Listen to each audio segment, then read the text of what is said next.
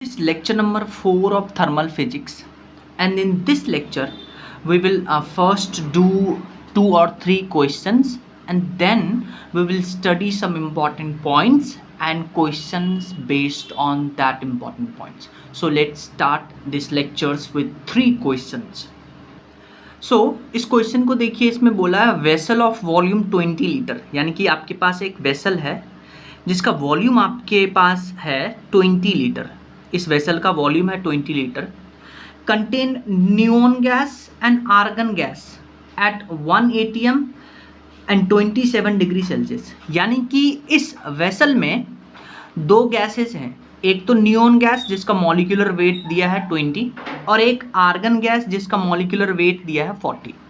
तो ये नियोन और आर्गन गैस इस कंटेनर में है, इस वेसल में है, और ये जो गैस इस वेसल में है वो कौन से कंडीशन पे है, 1 atm प्रेशर पे और 27 डिग्री सेल्सियस पे।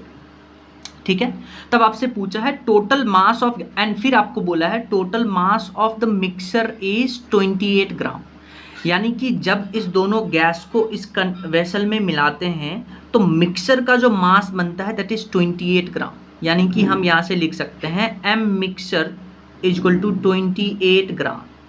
ठीक है, तो आपसे पूछा है calculate individual mass of the gas, यानी कि नियॉन का इंडिविजुअल मास कितना होगा और आर्गन का इंडिविजुअल मास कितना होगा, उसके बारे में आपसे पूछा है। तो मान लेते हैं आपके पास जो नियॉन का मास था, let mass of neon be m। अगर हम नियॉन का मास m लेके चलते हैं तो मिक्सर का मास है 28 ग्राम, और मिक्सर में तो दो ही है, नियॉन और आर्गन। नियॉन का मास m लेंगे तो आर्गन का मास हो जाएगा 28 माइनस m। ठीक है, जब आपने इन दो स्टेटमेंट को लिख लिया है तब हम एक सिंपल सा फॉर्मूला लगा देंगे मिक्सर का, यानी आपको पता है PV is equal to mu RT। तो आप मिक्सर लगा दीजिए, P mix, V mix, mu mix और T मिक्स। तो टेम्परेचर तो एक ही है क्योंकि एक ही कंटेनर में हम दोनों गैस को ऐड करते हैं। तो P mix into V max is equal to mu mix into R into T। P mix कितना है 1 atm, और इसको बेसिकली हम SI यूनिट में लेंगे तो 10⁵ से मल्टीप्लाई करना पड़ेगा। V मिक्स कितना है 20 लीटर, इसको मीटर क्यूब में लेंगे, और फिर म्यू मिक्स को हम लिख सकते हैं मोल होता है given mass upon molecular weight. तो म्यू मिक्स मतलब इसका भी मोल और इसका भी मोल, तो इसका मोल लिखेंगे, इसका mass divided by molecular weight, इसका mass divided by molecular weight, दोनों को ऐड करेंगे। R को लेंगे 25/3 और टेम्परेचर को लेंगे 300 केल्विन। आपके पास M1 और M2 आ जाएगा, क्योंकि M1 को हम ले रहे हैं M और M2 को लेंगे हम 28 माइनस M। तो एक ही वेरिएबल है, आंसर आएगा।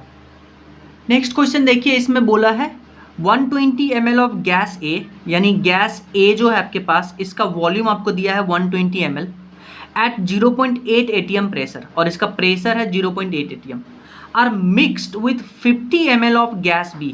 अच्छा, A को मिक्स करते हैं B के साथ, और B का वॉल्यूम आपको गिवन है 50 ml at 0.2 atm at constant temperature, यानी कि टेम्परेचर आपके पास कांस्टेंट है।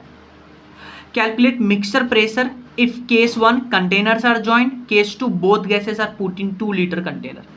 जैसे ही आपको यहाँ पे कांस्टेंट टेम्परेचर बोला तो आपको पता है PV is equal to mu RT बोलते हैं, तो टेम्परेचर कांस्टेंट म्यू, मोल और R पहले से कांस्टेंट है, यानी PV is equal to constant हो गया।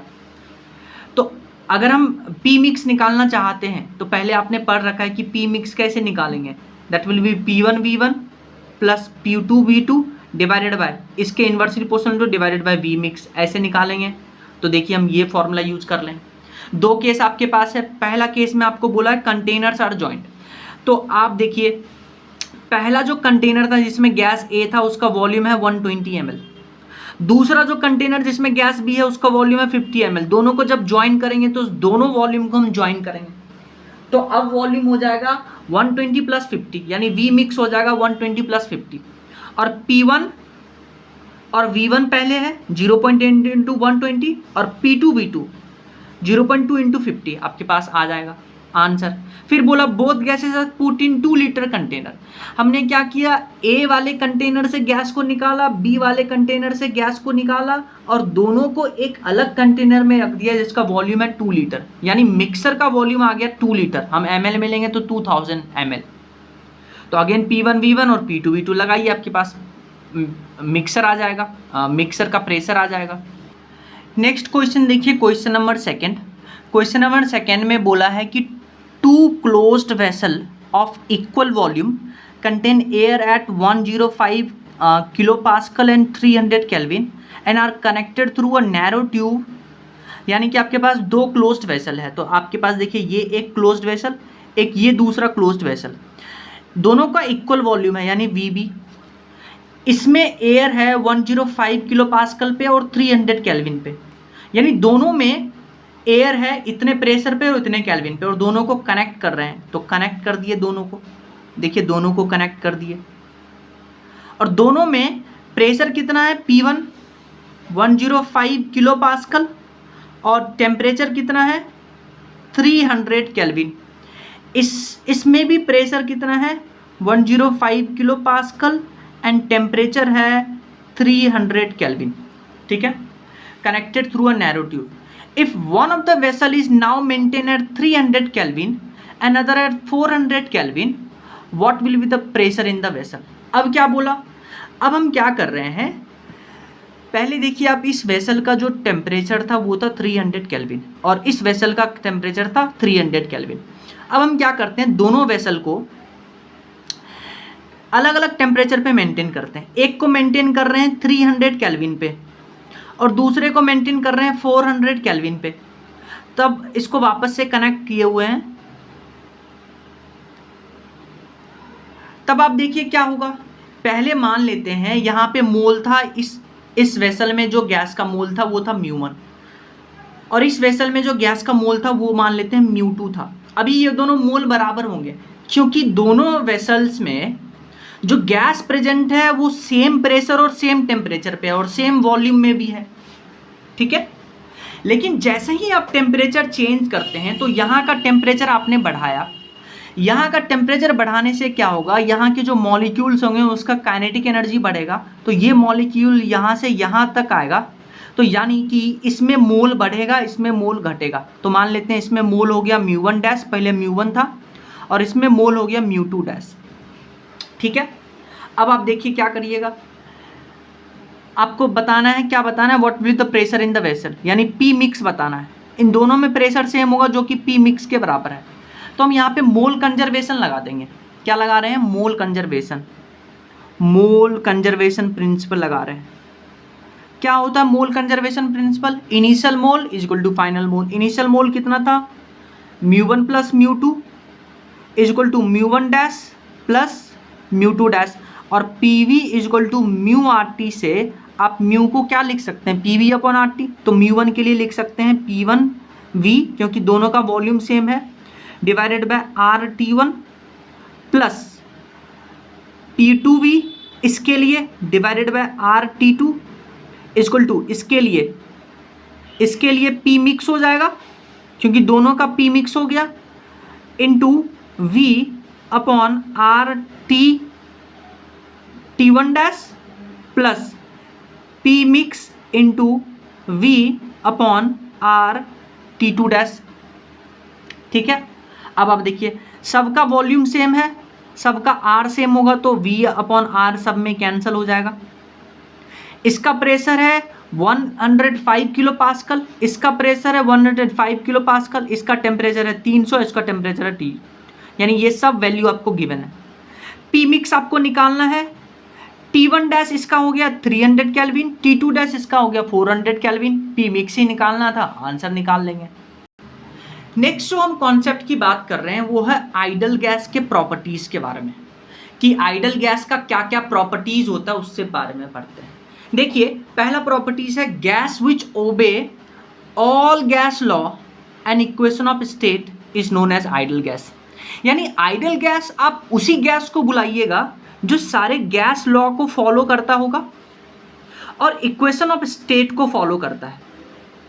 अगर कोई गैस सारे गैस लॉ को फॉलो कर रहा है और इक्वेशन स्टेट को फॉलो कर रहा है तो उसको बुलाते हैं आइडल गैस, ठीक है। दूसरा पढ़िए, molecules of ideal gas can do only translation motion, so their kinetic energy is only translational kinetic energy and is directly proportional to absolute temperature only. देखिए इसका क्या मतलब है, इसमें यह बोला गया कि जो आइडल गैस का मॉलिक्यूल है वो सिर्फ ट्रांसलेशनल मोशन कर सकता है, यानी ऐसे ऐसे, ना तो ये रोटेशनल कर सकता है ना ये वाइब्रेशनल कर सकता है, सिर्फ ये ट्रांसलेशनल मोशन कर सकता है। ऐसा इसलिए है क्योंकि आइडल गैस का जो मॉलिक्यूल है उसको पॉइंट मास मान के चलते हैं, तो इसलिए इसमें ना तो रोटेशनल ना वाइब्रेशनल एनर्जी होता है, सिर्फ इसमें ट्रांसलेशनल मोशन होता है। और अगर ट्रांसलेशनल मोशन हो रहा है तो इसमें सिर्फ ट्रांसलेशनल काइनेटिक एनर्जी होगा। और आपको पता है कि kinetic energy, translational kinetic energy वो सिर्फ और सिर्फ टेम्परेचर के प्रोपोर्शनल होता है, और टेम्परेचर वो भी एब्सोल्यूट टेम्परेचर यानी कि केल्विन में। तो यही तो लिखा गया कि molecule of ideal gas can do only translational motion, so their kinetic energy is only translational kinetic energy and is directly proportional to absolute temperature only. Next properties पढ़िए। अब आप देखिए, नेक्स्ट प्रॉपर्टीज पढ़ने से पहले आप एक कॉन्सेप्ट सीखिए कि जो आइडल गैस है, आइडल गैस का जो मॉलिक्यूल है उसके बीच में इंट्रामॉलिक्यूलर फोर्स नहीं होता है, यानी कि मॉलिक्यूल के बीच में इंटरैक्शन नहीं होता है। और आपको पता है कि जब इंट्रामॉलिक्यूलर फोर्स नहीं होगा मॉलिक्यूल के बीच में तो वो गैस स्टेबल ही नहीं होगा, और अगर गैस स्टेबल नहीं होगा तो उसका पोटेंशियल एनर्जी होगा जीरो। और आपको पता है टोटल इंटरनल एनर्जी वो होता है kinetic energy plus potential energy, potential energy zero, तो total internal energy of ideal gas will be equal to kinetic energy. तो पढ़िए अब इसको, intramolecular force between ideal gas molecule is zero, so potential energy is zero and total internal energy is only kinetic energy, वो भी हम पढ़ लिए। फिर आप देखिए, सिंस आइडल गैस मॉलिक्यूल के बीच में इंटरैक्शन ही नहीं है, इंट्रामॉलिक्यूलर फोर्स ही नहीं है, तो ना तो इस गैस को लिक्विफाई कर सकते हैं ना इस गैस को सॉलिडिफाई कर सकते हैं। So the liquefaction and solidification of an ideal gas is not possible as intramolecular force is zero. अच्छा, अब आप देखिए, all real gas behave as an ideal gas at high temperature and low pressure and low density. अच्छा, आप मान लेते हैं आपके पास एक कंटेनर में रियल गैस है, ये सब रियल गैस है। आपको पता है कि रियल गैस के मॉलिक्यूल के बीच में इंटरैक्शन होता है, पर आइडल गैस के मॉलिक्यूल के बीच में इंटरैक्शन नहीं होता है। तो रियल गैस को आइडल गैस में कन्वर्ट करना है तो हम क्या करेंगे, रियल गैस के मॉलिक्यूल के दूर दूर कर दीजिए, रियल गैस के मॉलिक्यूल को दूर दूर कर दीजिए, उसके बीच का इंटरैक्शन खत्म कर दीजिए। ये कैसे कर सकते हैं आप, गैस का टेम्परेचर बढ़ा दीजिए, गैस का टेम्परेचर बढ़ाइएगा तो मॉलिक्यूल रैंडम मोशन और तेजी से करेगा, तो मॉलिक्यूल दूर दूर जाएंगे। प्रेशर कम कर दीजिए तो उसके बीच का इंटरैक्शन खत्म हो गया। तो all real gas behave as an ideal gas at high temperature, low pressure and low density, याद रखिएगा। अब हम एक कॉन्सेप्ट पढ़ने जा रहे हैं कि एक आइडल गैस जब दीवार से टकराता है जिस मीडियम में रखा हुआ है तो वहाँ कितना प्रेशर है, प्रेशर एग्जर्ट करता है, उसके बारे में बात करते हैं। तो pressure exerted by ideal gas वो हम पढ़ने जा रहे हैं, ठीक है। तो मान लेते हैं ये आपके पास एक कंटेनर था और इस कंटेनर में ये आइडल गैस है, तो आइडल गैस गया कंटेनर के वॉल से टकराया। सिंस आइडल गैस में ट्रांसलेशनल मोशन होता है तो हम ट्रांसलेशनल काइनेटिक एनर्जी की ही बात करते हैं। तो देखिए, अगर आप यहाँ पे बेसिकली एक्सिस ड्रॉ करिए तो ये एक्सिस होगा, ये एक्स एक्सिस, ये वाई एक्सिस, ये जेड एक्सिस। तो ये जो मॉलिक्यूल है, इन आइडल गैस मॉलिक्यूल का जो तीनों मीन स्क्वायर वेलोसिटी होता है, जैसे वी एक्स की बात करते हैं, mean square velocity in X direction, mean square velocity in Y direction, mean square velocity in Z direction, वो सब बराबर होता है आइडल गैस का। यानी कि ये क्या है, mean square velocity, mean square velocity बराबर होता है, और ये basically 1/3 times V R M S square के बराबर होता है। तो ये याद रखना है कि आइडल गैस मॉलिक्यूल का एक्स में जो मीन स्क्वायर वेलोसिटी होता है y में जो मीन स्क्वायर वेलोसिटी होता है और z में जो मीन स्क्वायर वेलोसिटी होता है वो 1/3 होता है v RMS के स्क्वायर का। एक तो ये फॉर्मूला हो गया, इस पे एम्स में क्वेश्चन आया था। एक फॉर्मूला कि pressure exerted by ideal gas on the wall, that pressure is equal to density upon 3 into V square RMS। तो ये भी फॉर्मूला आपको याद रखना है। Pressure exerted by ideal gas on the wall that will be density divided by 3 into V square RMS। अच्छा, आपको पता है डेंसिटी होता है मास अपॉन वॉल्यूम, तो इसमें कैसे क्वेश्चन पूछेगा, आपको बोलेगा कि मास बढ़ा दिए वॉल्यूम कम कर दिए तो प्रेशर बताइए। इसमें तो क्वेश्चन आपके हम करेंगे बाद में, पर इसके ऊपर एक क्वेश्चन करते हैं जो एम्स में आया था कि आइडल गैस का एक्स में जो मीन स्क्वायर वेलोसिटी होता है, y में जो मीन स्क्वायर वेलोसिटी होता है और जो z में मीन स्क्वायर वेलोसिटी होता है वो होता है 1/3 टाइम्स v RMS। और आपको पता है कि रूट मीन स्क्वायर वेलोसिटी होता है √3 RT अपॉन मॉलिक्यूलर वेट, और इसको ऐसे भी लिख सकते हैं v RMS is equal to √3 kT upon small m, ऐसे भी लिखते हैं। तो आइए इस पे क्वेश्चन करते हैं। सो क्वेश्चन देखिए, आपको क्वेश्चन में बोला है mass of one molecule idol gas का जो एक मॉलिक्यूल का मास है वो स्मॉल m है, और बोला कि वो आइडल गैस अभी टेम्परेचर T पे रखा गया है। तो आपसे पूछा mean of x component square velocity, यानी आपको Vx मीन का स्क्वायर पूछा है।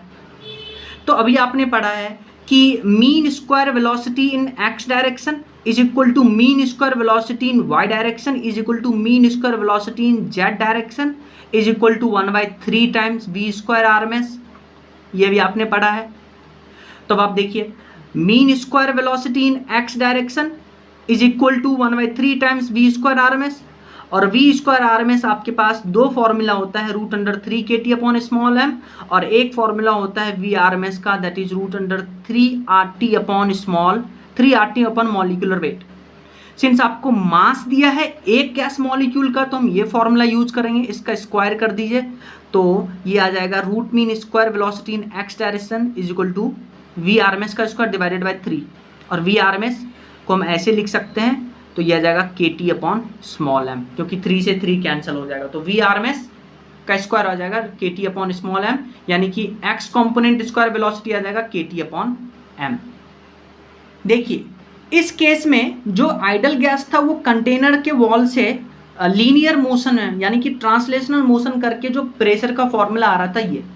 अब मान लेते हैं आपसे एक सिचुएशन बोल दिया कि आइडल गैस जो है एक वॉल से एंगल थीटा पे टकराया और टकरा करके वापस चला गया, तब यहाँ पे प्रेशर एग्जर्ट पूछेगा। तो मान लेते हैं n number of ideal gas टकरा के जा रहा है, तो pressure will be equal to, आपको पता है यहाँ से अगर आप मोमेंटम कंजर्वेशन लगाइएगा तो आपके पास आएगा 2mv cos थीटा, ये आएगा, डिवाइडेड बाय प्रेशर निकालना है तो फोर्स अपॉन एरिया, क्योंकि फोर्स होता है mv cos theta, change in momentum upon area वो फोर्स के बराबर होता है।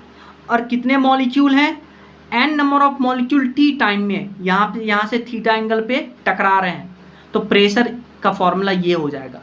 तो n number of ideal gas molecule t time में थीटा एंगल पे इस वॉल से टकराया, तो आपके पास प्रेशर का ये रिलेशन होता है 2mv cos theta divided by ये है एरिया, और ये है number of molecule striking the wall at an angle theta in t time. ये भी फॉर्मूला याद कर लीजिएगा। नेक्स्ट हम पढ़ेंगे root mean square velocity. Root mean square velocity जिसको v RMS से आप बुलाते हैं, v RMS से आप बुलाते हैं। देखिए, अभी आपने प्रेशर पढ़ा था density upon 3 v square RMS, तो आप क्या करिए 3 को इधर लेके जाइए और रो को नीचे लेके आइए और दोनों तरफ रूट ले लीजिए, तो यहाँ से v RMS आ जाएगा दैट विल बी √3p/ρ। एक तो ये फॉर्मूला हो गया। अच्छा, जब आपने आइडल गैस पढ़ा था तो आपने पढ़ा था p/ρ equal to RT upon molecular weight equal to KT upon small m। Small m क्या है, mass of one gas molecule. तो आप p/ρ के जगह पे ये लिखिए, तो आपके पास v RMS का एक तो फॉर्मूला ये आ जाएगा 3RT अपॉन मॉलिक्यूलर वेट, और एक फॉर्मूला आ जाएगा VRMS is equal to root under 3kT upon small m। ये 3 फॉर्मूला होते हैं VRMS का। अब ध्यान से देखिए VRMS को, अब जब देखिएगा तो आपको लगेगा इस फॉर्मूले से कि VRMS is directly proportional to pressure, पर ऐसा नहीं है। VRMS जो है रूट मीन स्क्वायर वेलोसिटी है, वो प्रेशर पे डिपेंड ही नहीं करता है। क्यों? क्योंकि डेंसिटी को आप मास अपॉन वॉल्यूम लिखते हैं, तो आप डेंसिटी की जगह पे लिखिए तो VRMS आ जाएगा root under 3P upon density हो गया मास इनटू वॉल्यूम। अच्छा देखिए मास गैस का कांस्टेंट है, तो ये पूरा कांस्टेंट हो गया, तो यानी PV कांस्टेंट हो गया। PV कब कांस्टेंट होता है? जब टेम्परेचर कांस्टेंट है, क्योंकि PV is equal to mu RT लिखते हैं, तो टेम्परेचर कांस्टेंट होगा, ये दोनों तो ऑलरेडी कांस्टेंट, तभी PV कांस्टेंट होगा। तो इसीलिए VRMS प्रेशर पे डिपेंड ही नहीं करता है। तो अगर किसी क्वेश्चन में मान लीजिए आपको टेम्परेचर चेंज कर दिया, प्रेशर भी चेंज कर दिया, तो हम VRMS का जब हम रिलेशन बनाएंगे दो गैस के लिए, तो उसमें सिर्फ टेम्परेचर को कंसीडर करेंगे, प्रेशर को कंसीडर नहीं करेंगे, क्योंकि ये क्वेश्चन आया हुआ है। तो ये 3 फॉर्मूले पे आपको 2 गैस के लिए कंपैरिजन करवा सकता है, एक गैस के लिए पूछ सकता है, तो यही सब पूछेगा। और ध्यान से सुनिए, यहाँ पे कुछ कैच है। कैच क्या है कि मॉलिक्यूलर वेट, फॉर एग्जाम्पल अगर आपको ऑक्सीजन बोले तो आप 32 ग्राम लिखते हैं, पर इस फॉर्मूले में ग्राम में नहीं रखना है मॉलिक्यूलर वेट, इस फॉर्मूले में मॉलिक्यूलर वेट को केजी में रखना है। ये एक इंपॉर्टेंट पॉइंट हुआ। दूसरा इंपॉर्टेंट पॉइंट क्या है कि टेम्परेचर को हमेशा आपको केल्विन में रखना है।